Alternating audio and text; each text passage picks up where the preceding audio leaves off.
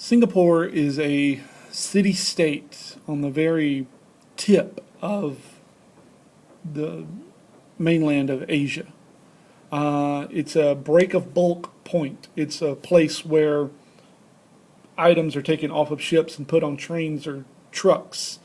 It's a major port city, and other port cities like Los Angeles or New Orleans, New York, Chicago are also break of bulk points. And these are places where the modes of transportation, the ways to move things, change. It is a very clean city. If you enter the airport, they check you at the airport to make sure you don't have any chewing gum on you. If you have chewing gum on you, you have to throw it out. They will not allow you to bring chewing gum into Singapore. If you break a law, they will cane you. There was an episode back in the mid-90s where an American boy spray painted some graffiti on something, and the government caned him. That was what they did. They beat him with a cane, like 30 lashes or something like that, which I'm fine with. I say, heck, go ahead and do it. But Singapore is known for its trade and also for its computerized technology products. It is a shipping hub because you see where Singapore is, right there. So it's on the very tip of this long body of land here through Thailand. But from Singapore, you have easy connections to Hong Kong, Shanghai, Japan is right up there. Here's the Philippines, and then Australia is not too far away. You can go this way to get to the main body of Australia. Plus, it's also this little bitty narrow strait here called the Strait of Malaccas, which connects it to India, Saudi Arabia, and points to the west there. Brunei is this very tiny little country on the island of Borneo, and it's very rich. That's a sultanate. This is the sultan. That's him. Very oil rich. Very, very oil rich. He may be the richest person in the world, but his money and the money of the country kind of blend together, which leads to an economic scandal of which money is his as sultan or leader of Brunei and which belongs to the country itself. You can see this is a gold-plated mosque in the capital city, Bandar, that it's gold-plated, so that just kind of shows you how much money they have. His dad, actually back in the 1980s, paid $1 million for Joe Montana to fly, this is former quarterback of the 49ers, to fly to Brunei and play football for the day with him. So that just kind of shows you how much money Brunei has.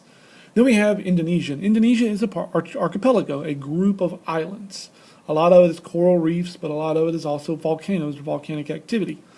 A large Muslim population lives in Indonesia. It's probably the fifth or so most populated country in the world. A lot of people from Asia and Australia go to Bali to, let me go back one. Go to Bali to for vacation. Sumatra, or Sumatra, as it's also known as, is one of the larger, more heavily populated islands of Indonesia. It's where the capital city's not on that, I'm sorry. They grow a lot of rubber there and a lot of timber there, and also palm oil.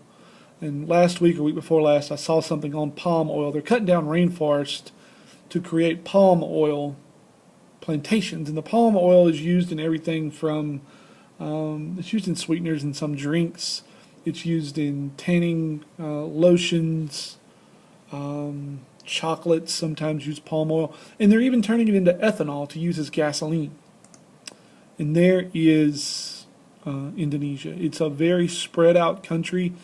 There are a lot of boats, a lot of ferries that you can take to go from Borneo to Sumatra or Java, or there's Bali, there's the big touristy place, Celebes, New Guinea.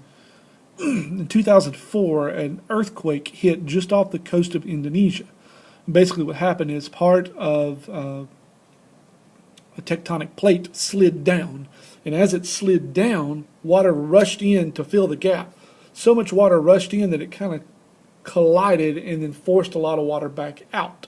It's like if you take your hand into a tub and slam the hand down, the water's going to go down and then out. Same kind of thing happened here. And the water went out, causing this massive tsunami that killed, we really don't know how many people, over 200,000, probably over a 250,000 people. And it struck parts of India, Bangladesh, Burma, Thailand, but especially Indonesia. That was the big one that it hit. As you can see, the destruction here, it just wiped it clean off, kind of like Katrina on the Gulf Coast. Then we have East Timor, this little bitty country right here, which is a brand new country. It was founded in like 2004, I want to say. It's also known as Timor-Leste. It's a new country, and it's still going through a civil war. So you see this guy right here, he's a military soldier from New Zealand. He's got the little Kiwi insignia on his shoulder, but he's there to keep the peace because East Timor is still going through a lot of trouble trying to figure out who it is. Finally, we have the Philippines, and the Philippines is this long chain of islands, archipelago, where they speak Tagalog. Now, Tagalog is interesting because of the history of the Philippines. You have the original settlers of the Philippines, the natives, and then the Spanish came in and settled. And then in 1900, the Americans took over or took away from Spain the Philippines. And from 1900 to 1945, the Americans owned the Philippines. So Tagalog is a mix of native, Spanish, and English words all together into this really odd little language that's spoken in the Philippines. So it was an American colony at one time. Because there's so much water around, the Philippines, they do a lot of fishing. They also grow a lot of rice. And sadly, the Philippines is right in the zone where they get hit by lots of typhoons. Back in the 1980s, the president's wife of the Philippines, his name was Ferdinand Marcos. Her name was Imelda Marcos. She was known for her shoes. She had well over 2,000 pairs of shoes that she owned in her closet, like probably more than that. And it was just kind of, it showed, when they showed how many shoes she had, it made the Philippine people very mad because they realized, well, that's where all our money's going to. It's going to buy Imelda shoes. So if you ever hear anyone say something like, she's got more shoes than Imelda Marcos, that really means she's got a lot of shoes because this woman really loved shoes. The Philippines is also known for its prison. If you've ever gone to YouTube, type in like Cebu Prison or Cebu Prison Thriller, the warden there has the criminals doing dances, and they're really quite good, doing some orchestrated, coordinated dances of things like Thriller. They do a couple other different dances, but it's quite creative, and it's just interesting to see. And it's a good way for the prison to make money, having people come to watch. The guy that does the Thriller dance, that does the Michael Jackson part, he looks kind of like Frankenstein, but he's really, really, really good at dancing.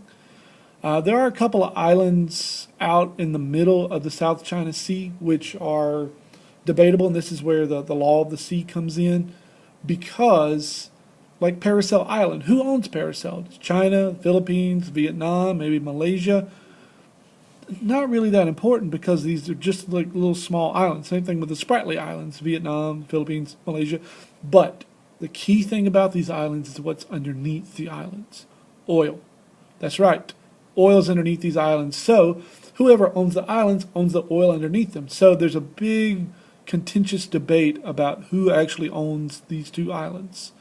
You know, is it Brunei, Malaysia, Philippines, Vietnam, China? So it's hotly debated.